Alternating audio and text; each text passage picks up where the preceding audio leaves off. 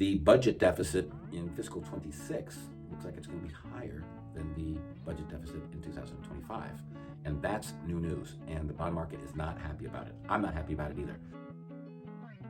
Good afternoon. This is James Perry at Perry Capital in Miami. It's May 22nd, Thursday afternoon, in front of a long Memorial Day weekend here in the States. I just had lunch with a client, and he wasn't aware that I had adjusted my portfolio the last few days, and he thought I should send out an alert, so here I am. I did, in fact, reduce my equity exposure in the portfolio about 15%, 10-15%. And the reason I did that is because the equity market is beginning to react unfavorably to higher rates, and rates are going up. 10-year Treasury benchmark yield, now 4 5/8 today. That's the highest in 3 months, and real yields have risen 25 basis points in the last 3 or 4 weeks. That's a big move for bond geeks.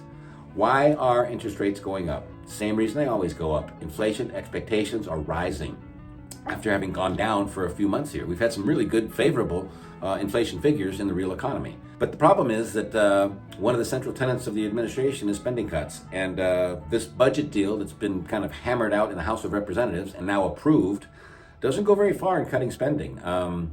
In fact, worryingly, the budget deficit in fiscal 26 looks like it's going to be higher than the budget deficit in 2025. And that's new news. And the bond market is not happy about it. I'm not happy about it either.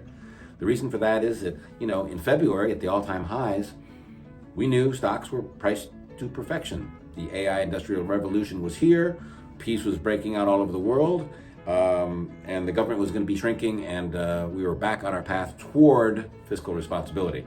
That looks like it's off the table a little bit now. I think this peace initiative is kind of taking a little bit of a back seat. I don't think we're going to see peace in the Middle East anytime soon. In fact, things might get worse before they get better. I don't think Putin's going to stop until he gets what he wants, and he's going to keep trying to take it until somebody confronts him, and that person is Trump. I'm not sure he's willing to do that quite yet. But the fact is, nothing's going to change in Ukraine, in the Middle East, until Iran backs down and Trump backs down, and it's going to take more than they've got right now. Stock market is a good place to be from a corporate profitability standpoint.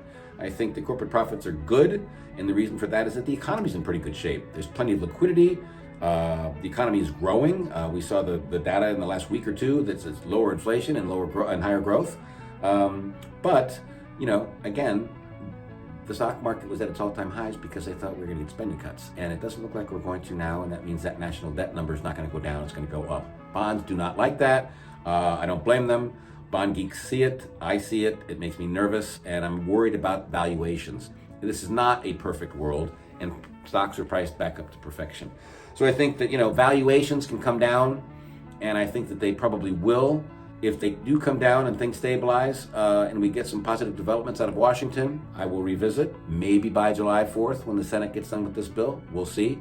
But until then, I'm happy to be sitting in bills for a month or two. They're yielding 4.25%, which is pretty darn good with a guaranteed principal. I'm happy to do that for a little while. So my enthusiasm about the stock market is off the boil a little bit, not because I don't like corporate America or the economy, but because the bond market is sniffing out a higher inflation trajectory than it did a month ago.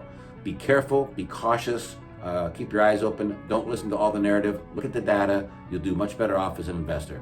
If you want to see the allocation of the portfolio, clients get it, you want to subscribe, let us know, we're happy to help. Have a great weekend and see you later. Thanks, bye.